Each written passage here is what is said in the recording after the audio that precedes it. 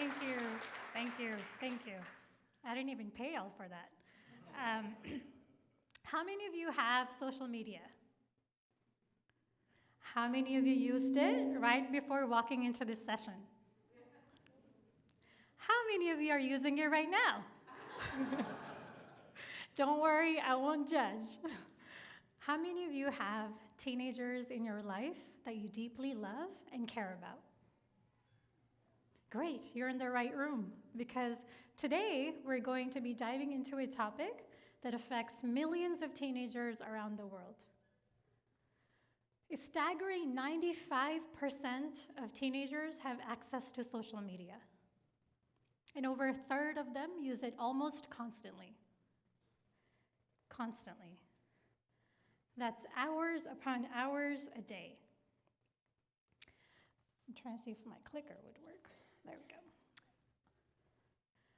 And the research indicates that if teenagers use their social media for more than 3 hours a day, it increases their likelihood of getting depression and anxiety by 2 times. And what we know now is that majority of the teenagers are using their social media between 5 to 7 hours a day. And that is why it brings me to this talk. Sarah is 15.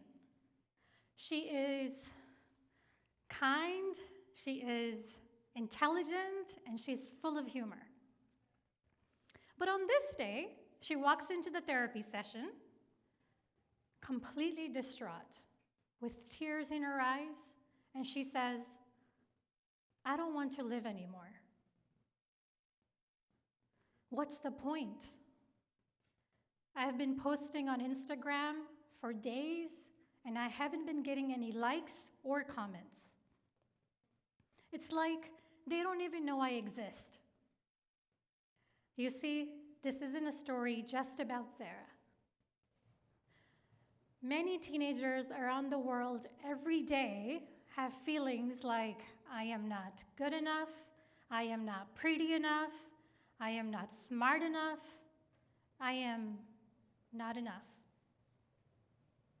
So based on the research that I just described, you may understand how difficult, how challenging, and how critical it is that we pay attention to a topic that affects so many teenagers around the world. 6 out of 10 girls report receiving inappropriate messages from strangers online that often make them feel uncomfortable and unsafe. Let me share another story. 2 weeks ago, a boy met this seemingly same-age person on Snapchat. They started talking to each other. They even made some plans to hang out together. And one day, they felt like, why don't we just hang out at the bowling alley nearby? So this kid, very excited, very eager to show off his math skills, he meets this person that he just met online on Snapchat at this parking lot.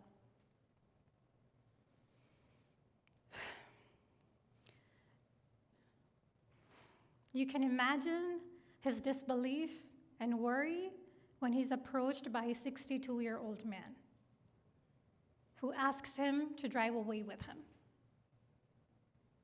in a forceful way at some point. Fortunately, that child is safe and is out of danger.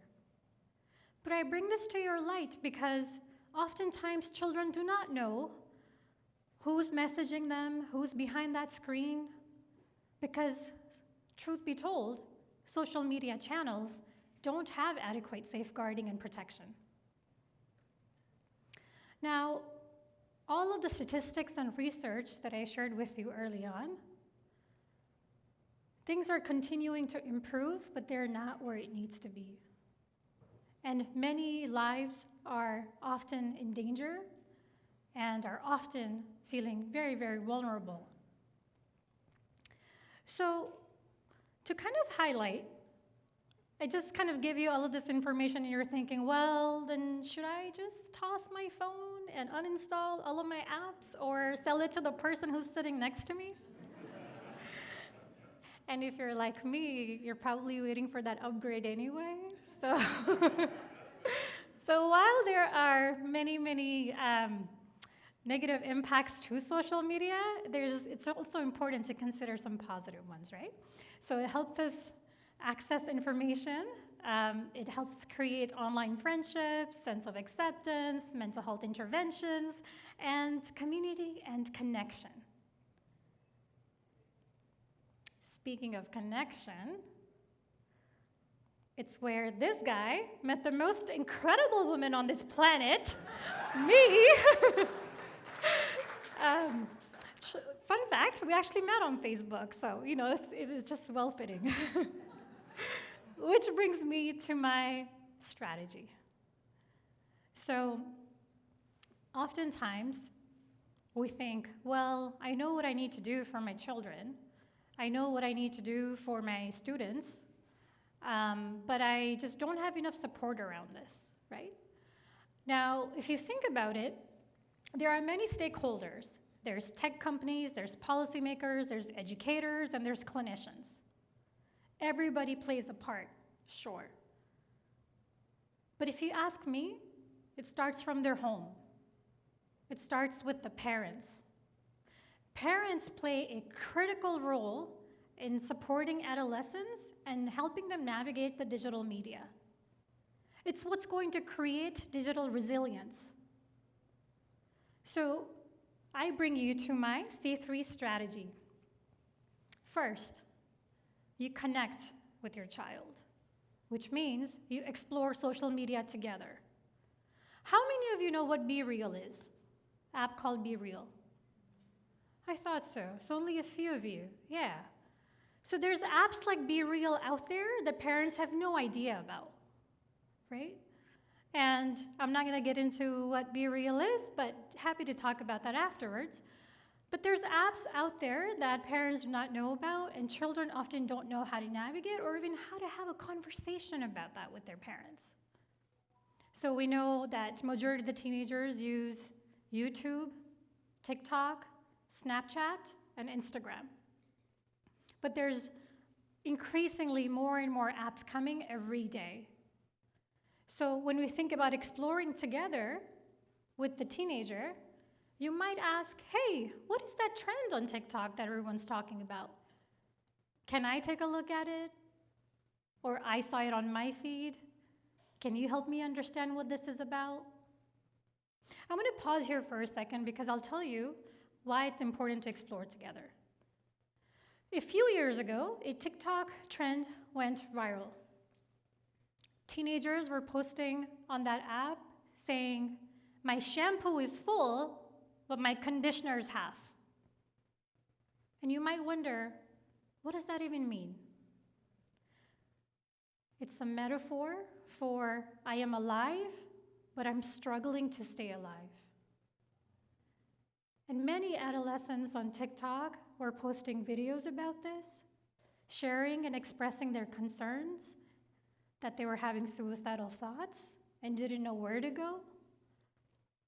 And parents had no idea, because if someone's just looking at this, they're thinking, why are they talking about shampoo and conditioner? That makes no sense.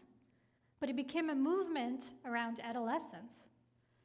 And so it's important for us to be aware and educate ourselves on in terms of what's online, what are they exposed to, what harmful content do they have access to. Now, speaking of suicide for a second, we know that for children and young adults between the age of 10 and 24, suicide is the second leading cause of death. Second leading cause of death. And when we attach our self-worth to social media, and when I say we, because I think adults are also susceptible to this, we start to think, unless we get those double taps on social media, I don't really know if I am good enough. I don't even know if I'm popular enough, right? And then you think about the dopamine hit that you get from every like, every comment, every follow, right? I mean, we all go through that, but it's increasingly important, and more pivotal for teenagers because their brain is not fully developed yet. So they're even more vulnerable to this. So connection, starting with that, is extremely, extremely important. It's where you explore what apps they're on, what they're looking at, how can you support. And then the second is critique. So think before you click. So let's say your child looks at, their social media and there's an ad about some, conspiracy theory, or there's an ad about making easy money, and then they click it, right? Because they're like, $30 an hour? That sounds awesome. But then they're not yet taught to ask critical questions like, is this reliable? Is this credible? Who's behind this? What purpose does it serve to the person that's posted this, right? So helping them ask these types of questions will really allow them to navigate this better. Third, you conquer it. So you face it together. A child comes to you and says, Mom and Dad, I think I've just been cyberbullied. One option is you take their phone away, grab it from their hand, put it in a room very, very far away from them and say, don't touch it, you're grounded. That has happened because the parents then get into this defense mode and protection mode and say, told you not to be on social media, you see what's happening? So that's the reaction, that's option one. But pay close attention to option two. You say, let's talk about it. Tell me what you saw. Tell me what happened. How are you feeling right now? How is this impacting you? What solution do you think would be feasible? Would it make sense for us to report it together? Would it make sense to contact the authorities? Should we do that? I think it will keep you safe, right? Having that dialogue that creates more autonomy and trust between you and your child.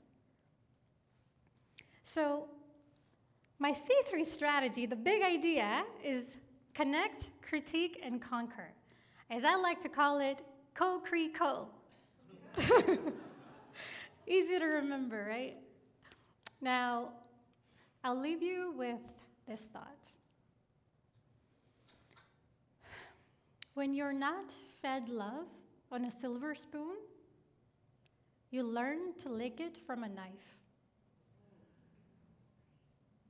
Yeah. I'll say it one more time. When you're not fed love on a silver spoon, you learn to lick it from a knife. Powerful, right? Yeah. Because social media often plays the role of that double-edged sword in adolescents' lives. However, just like how a knife can harm, it can also be a tool for creation. It can help you carve, it can help you shape, it can help you build something beautiful together. So it can be a tool for growth if it's used effectively when it comes to social media. So, one big takeaway from today's topic is that when you go home, and when you raised your hand when I asked you how many teenagers you have in your life that you deeply love and care about, think about them, and perhaps think about using this strategy. There's other considerations as well, like, age limits on social media. What is the right age? That is the question parents often ask. What impact does it have on them? What apps exist out there? Gosh, what is the filter, going to do, right? We all use filters, have used it before just to kind of look better, quote unquote better, right? More like ourselves. I couldn't resist. And then there's the big FOMO for children, right? Fear of missing out. Gosh, Mom, why can't I be on social media? He gets to be on social media. His parents so cool. Why can't you be that cool? So you're going to come across criticisms like that, but just know that it is a process. It doesn't change overnight. But if you start today, even with just the connection part, you're going to do 30% better. I promise you. So learn how to connect well, learn how to critique things online yourself and for your child, and then conquer it together. That is the C3 strategy. And who knows? Maybe someday they will appreciate you if they're in the mood, because they're adolescents after all. Thank you for your time.